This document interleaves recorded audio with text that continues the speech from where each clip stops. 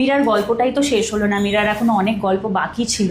সেখান থেকে হঠাৎ মীরার চরিত্রটা বা মীরার গল্পটা এইভাবে কেন বন্ধ হয়ে গেল, সবার মনেই প্রশ্ন।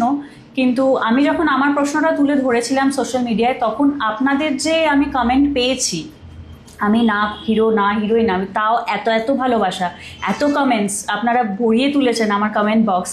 আর সবার এই প্রশ্ন যে মীরাকে আবার পেতে চাই, আবার we want to see Meera back in চিরদিনই তুমি যে আমার। তো এইটাই আমার কাছে না একটা বড় পাওয়া। আমার হাতে কিচ্ছু নেই, আমি এরকম ক্যারেক্টার করতে চাই, ওরকম ক্যারেক্টার করতে চাই, পজিটিভ ক্যারেক্টার করতে চাই, নিজেকে ওয়েব সিরিজে দেখতে চাই, সিনেমায় দেখতে চাই, কিন্তু সব এই ইচ্ছেগুলো তো আমি মানে কি বলবো, আমি করে ফেলতে পারবো না। কারণ না আমি প্রডিউসার, না আমি ডিরেক্টর, না আমি স্ক্রিপ্ট রাইটার, আমি কেউই নয়। আমি শুধু অভিনয় করি।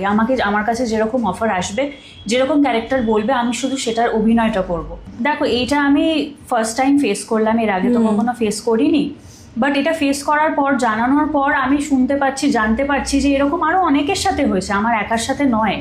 তো অবভিয়াসলি মানে এটা আমরা কোথাও গিয়ে as an actors we are not at all secured. তো আমি তো কন্ট্রাক্টে ছিলাম, তো বিং ইন কন্ট্রাক্টের থেকেও মানে কন্ট্রাক্টেরও আর কোনো ইম্পর্টেন্স থাকে না আজকালকার দিনের, তো বলা যায় না। অথচ আপনাদের ভালোবাসা পেয়েছি এবং এখনো পর্যন্ত পাচ্ছি, তো সেখান থেকে হঠাৎ এরকম ডিসিশন, অ্যাকচুয়ালি আমাদের হাতে তো কিছু থাকে না, তো গল্প সিরিয়ালের গল্প ঘোরে চেঞ্জ হয়, সেখান থেকেই ডিসিশন নেওয়া সেটা হয়েছে। এবং এক্স্যাক্ট কারণ আমারও জানা নেই, তো সেইভাবে ক্লিয়ারলি হয়তো মানে এই রিজনের জন্য হয়েছে সেটাও বলতে পারছি না।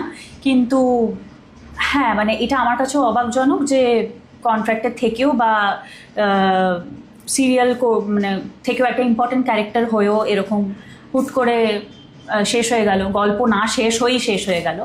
তো এরকমও হয়, এটা থেকে শিখে নিলাম। এবার পরের যাই কাজ করব সেটা মাথায় থাকবে যে হ্যাঁ মানে আজকে শুটিং করছি মানে কালকে হয়তো নাও করতে পারি, সেটা মাথায় থেকে যাবে।